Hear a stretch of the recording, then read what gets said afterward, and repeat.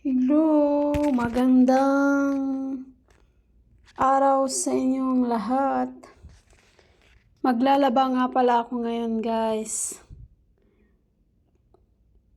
Magkukusot lang ako ngayon kasi konti lang yung labahin ko, kaya gusto kong kusutin lang yung mga labahin ko para makatipid sa kuryente.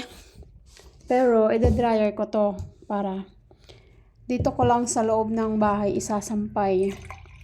Wala kasi akong sampayan sa labas, kaya nandito lang ang sa loob, nasa taas yung sampayan ko.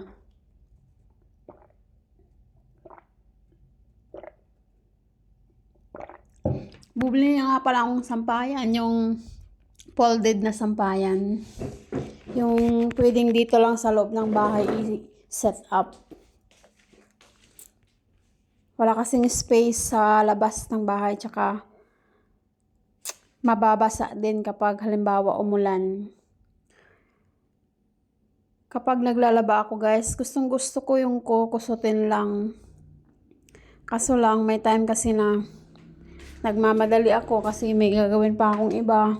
Kaya nagwa-washing na lang ako kapag para makagawa ako ng ibang mga gawaing bahay. Kapag kasi magkukusot ka, focus ka lang talaga sa pagkukusot, tas magbabanlaw, tas magsasampay. Dati ng mga bata pa kami, kapag Sabado at Linggo na, namumblema na ako kasi grabe, tambak na tambak yung labahin namin sa bahay. Gawa ng, ako kasi yung panganay. Pwede kapag tuwing Biyernes na, inaayos ko na yung aking mga labahin kasi pag Sabado, pupunta dayo na kami sa ibang lugar para maglaba. Gawa ng yung tubig sa aming barangay ay hindi siya stable. Kaya kapag tuwing Sabado na, dumadayo kami sa ibang lugar para maglaba. Dun sa mga ilog.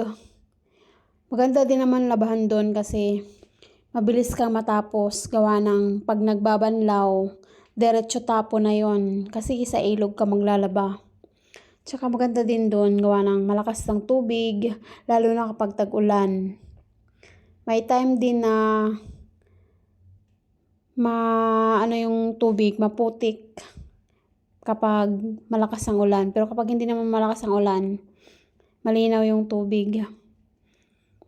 Tapos, kapag tanghali naman, hinahatira na lang kami ng pagkain ng mga kapatid ko. Naghahatid sila ng pagkain doon sa amin sa ilog. Doon na lang din kami kakain. Tapos pagkat hapon naman, susunduin naman ako ng kapatid ko, di kaya ng nanay ko, di kaya ng tatay ko. Kasi hindi ko kayang buhatin yung isang batya na labahin. Buti sana kung tuyo na yun. Okay lang kung tuyo na. Kaya kong buhatin. Yung isang plangga ng damit. Kaso basa pa eh. Kaya kailangan talaga nila akong sunduin kasi hindi ko kayang buhatin ng mag-isa. Tsaka mabigat yun, gawa ng madami. Kaya ang ginagawa nila, sinusundo na lang nila ako.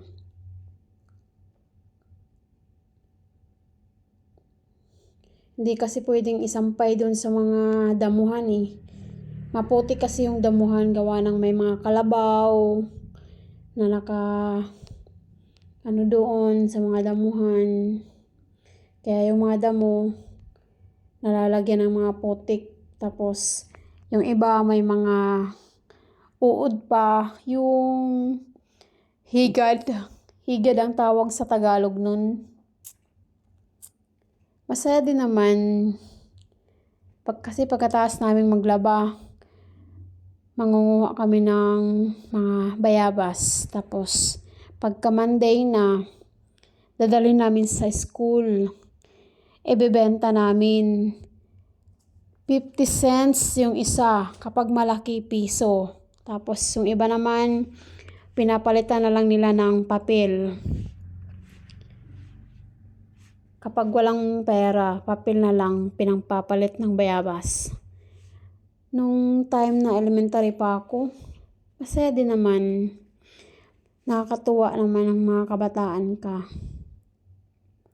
kabataan ko pa kasi kapag walang pasok, excited. Tapos pag walang teacher, excited din kasi maglalaro lang sa labas ng school ng kung ano-anong laro. Yung tumbang priso, tas basti cobre, tas yung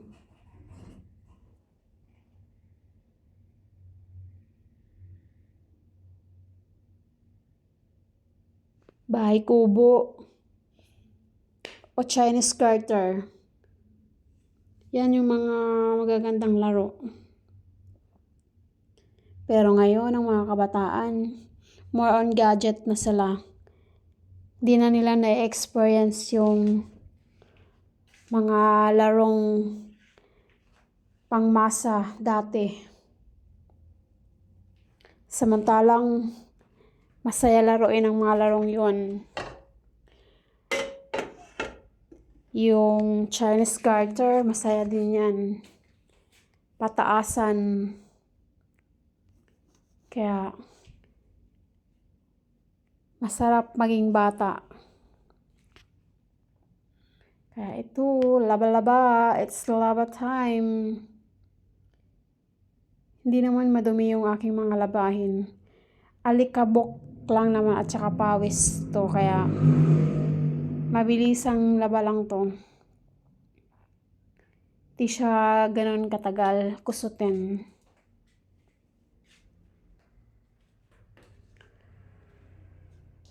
Kaya, enjoy lang sa paglalaba. Please subscribe me and kung gusto nyo ring mag-comment down din kayo. Maraming salamat sa inyong lahat.